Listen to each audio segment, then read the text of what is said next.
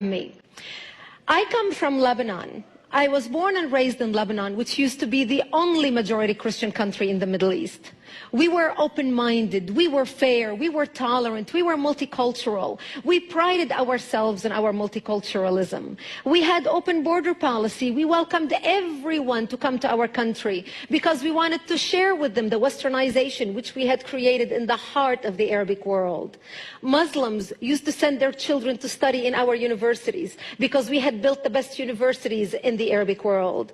They graduated and worked in our economy because we had built the best economy in the Middle East, even though we did not have any oil. Beirut became Paris of the Middle East, the banking capital of the Middle East. In 1965, National Geographic magazine had on its front cover, Lebanon, Eden of the Middle East. Unfortunately, all this began to change as the years went by. See, we got our independence in the early 40s. But by the 60s and 70s, the Christians had become the minority and the Muslims had become the majority in Lebanon. And as the Islamic population grew in the country became less and less tolerant because they started pushing for more rights that were not compatible with our Judeo-Christian value system that we had created. And that's when the problems started. The problem was contained until the influx of the Palestinians out of Jordan in 1970, when Lebanon brought them in because we already had refugee camps. Actually, at that time, Lebanon was the only country in the Middle East to accept the third wave of Palestinians into Lebanon. The majority of them were Muslims. They put their heads together with the Muslims in Lebanon and declared jihad on the Christians. What they wanted to do is create a base from which to fight Israel, kill the Jews, and throw them into the sea. Something they tried to do in Jordan. Yasser Arafat and the Palestinians tried to do in Jordan, but they failed because of the dictatorship of the king. Yet they were able to come to Lebanon, use our open-mindedness, our fairness, our tolerance, our multiculturalism, and our democracy to topple our democracy.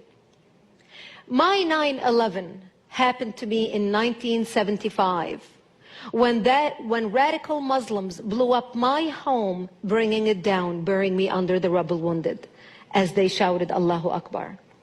My only crime was that I was a Christian living in a Christian town. I ended up in a hospital for 2.5 months. And as I laid in a hospital bed, hooked up to IVs in both arms, I would ask my parents, why did they do this to us? Why did they attack us? And my father would tell me, because we are Christians, the Muslims consider us infidels and they want to kill us. So I knew since I was a 10-year-old child that I am wanted dead simply because I was born into the Christian faith and lived in a Christian town. This is something so foreign to Christians in America. Because in America, our idea of persecution is, oh, I took my Bible with me to work today and people looked at me funny. That's our idea of persecution. Where I come from, our idea of persecution is they want to walk into this church and start shooting at you and killing you.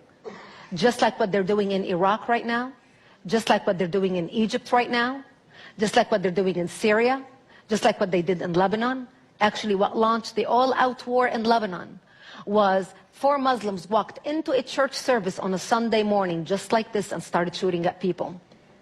That's what started the Lebanese civil war.